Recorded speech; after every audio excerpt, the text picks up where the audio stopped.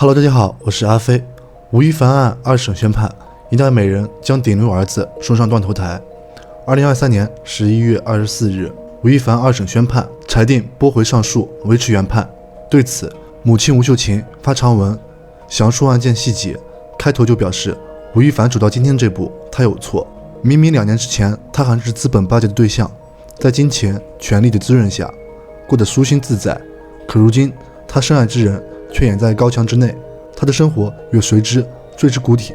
走到今天这一步，很多网友戏称是吴母亲手将儿子送上了断头台。她究竟是一位怎样的妈妈？为何会做出如此大义灭亲的举动？吴亦凡能征服万千少女，皆因拥有一副好皮囊，而他的好基因离不开妈妈吴秀琴的遗传。吴秀琴出生在西北小城，身材高挑，五官洋气。如果娱乐圈评选颜值最高的父母，他必定能榜上有名。年轻时，吴秀琴赶上南下淘金的浪潮，在广州做起了生意。在这里，他遇到了自己的挚爱，并携手走进了婚姻的殿堂。1990年11月，他的儿子在广州出生，取名为李嘉恒。由于父母工作忙，李嘉恒出生几个月后便被送回西北姥姥家，直到上小学才被接回广州。可还没来得及感受家庭的温暖，父母就因性格不合而离婚了。至此，李嘉恒被改名为吴亦凡，跟随妈妈移居温哥华，孤儿寡母，背井离乡，不用想也知道有多辛苦。为了弥补吴亦凡缺失的亲情，吴秀琴把自己锁了起来，不工作，不社交，完全靠着积蓄过日子，甚至给自己定了一条规矩：儿子18岁之前，绝不允许第二个男人出现在家里。吴亦凡成为他唯一的生活重心和精神支柱。在那段时间，吴秀琴仅剩的念头是把儿子培养成为一名优秀的牙医，接着结婚生子，安稳地度过一生。然而，单调的生活让吴秀琴对儿子教育渐渐失衡。她认为儿子没有识别好坏的能力，唯有在她的把控之下才能健康成长。于是，小到吃喝拉撒、交友，吴秀琴都事无巨细地盘问；大到未来人生，也要有她做主。如果吴亦凡交的朋友不符合他心中的标准，他就绝不允许儿子与人继续交往。15岁时，吴亦凡又跟随母亲回到广州上学。由于身高优势，他被选为校篮球队，参加了少年 NBA， 带领团队获得了华南地区冠军。由此，他在篮球场上找到了人生第一个梦想。当吴秀琴得知儿子的梦想是打篮球时，他把吴亦凡从广州硬拉走，强迫他进入温斯顿爵士丘吉尔中学就读医科。这种过强的控制欲导致母子关系越来越僵。起初，吴亦凡用顺从和沉默回应母亲，忍无可忍之际，他干脆直接破罐子破摔，用沉迷游戏和离家出走来对抗母亲的管制。当时，吴秀琴并不觉得儿子小叛逆有何不妥，因为他坚信儿子一定懂自己的用心良苦。确实如此，吴亦凡既痛恨母亲的控制，又不得不趋于亲情而事事顺从。在人格养成和三观构建关键的青少年期，吴亦凡每天都跟母亲在博弈，内心极度压抑。直到17岁那年，吴亦凡迎来了人生的转折点。在一个普通的日子，吴亦凡陪同学去参加韩国 SM 公司的选拔活动，没想到自己却意外被相中。他一听包吃包住，闪现在他脑海中的第一个念头是我能活了。吴亦凡压根没有在意合同的期限是10年，他只想开启一段新的生活，没有母亲干涉的生活。他从来没有想过自己能顺利进入娱乐圈，甚至成为让女孩痴迷的顶流。虽说儿子的先斩后奏杀得吴秀琴措手不及，但他相信自己能如2年前一样，把吴亦凡留在温哥华，继续走自己安排好的路。这一次他失算了。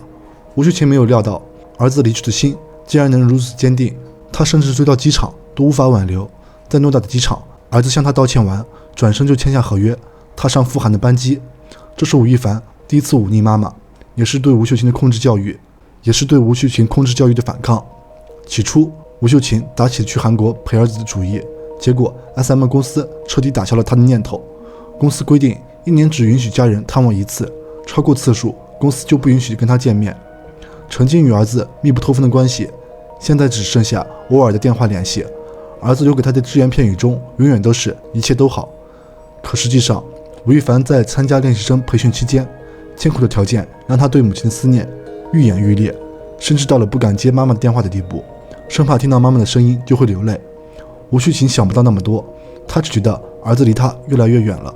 她每天郁郁寡欢，觉得自己的天都塌了。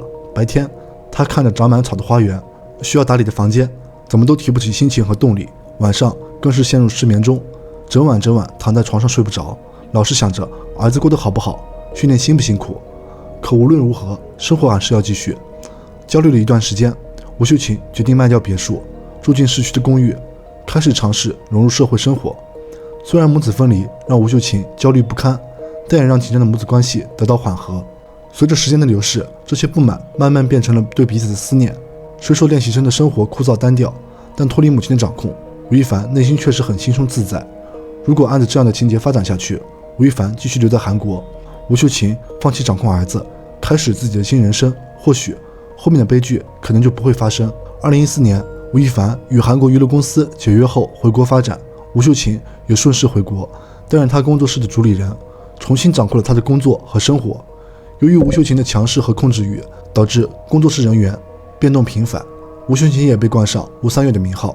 这一切吴亦凡都心知肚明，可他的处理方式却是睁只眼闭只眼，这对母子再次变回了控制与被控制关系。而成年后的吴亦凡也摸索出一套应对母亲的术语。和吴亦凡合作过老炮的管虎对他有过这样的评价：吴亦凡当着他妈妈的面乖乖的，只要他妈妈不在，他人就变了，立马变成了桀骜不驯的男孩。不难看出，吴亦凡的身体里一直住着两个自己，一个他内心叛逆，一个他在母亲面前当乖小孩。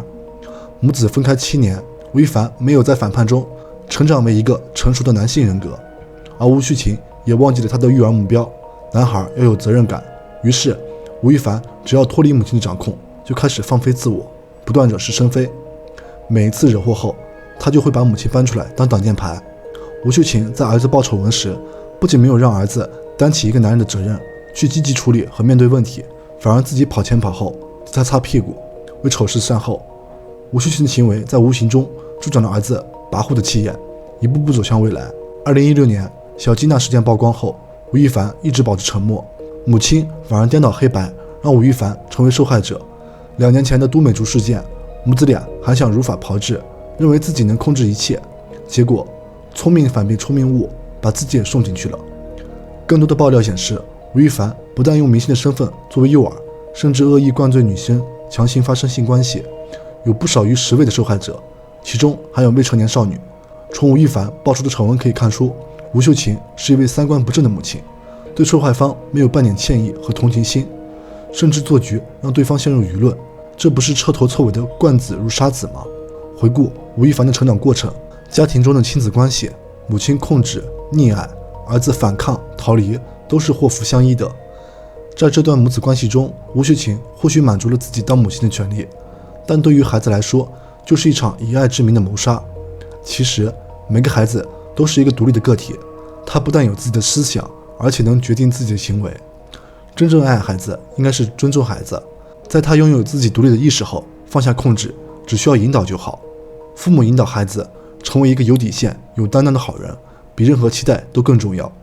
今天关于吴亦凡案件的话题，我们就聊到这儿。记得点赞、评论、订阅，我是阿飞，我们下期再见，拜拜。